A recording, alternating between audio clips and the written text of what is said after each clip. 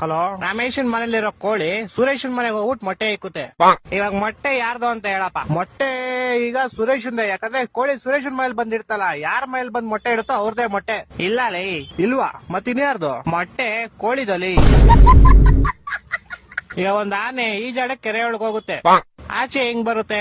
ಹೆಂಗ್ ಬರುತ್ತೆ? ಹೆಂಗ್ ಹೋಗಿರುತ್ತೋ ಹಂಗೆ ವಾಪಸ್ ಬರುತ್ತೆ. ಇಲ್ಲ ಲೇ, ಮತ್ತೆ ಯಾವ ಆಗ್ಬಿಟ್ಟು ಆಚೆ ಬರುತ್ತಲೇ? ಹೊಟ್ಟೆ ಎಷ್ಟು ಉರ್ಸ್ತಾವ್ರೋ ಆ ಭಗವತ್ನ ನೋಡಿದ್ರೆ.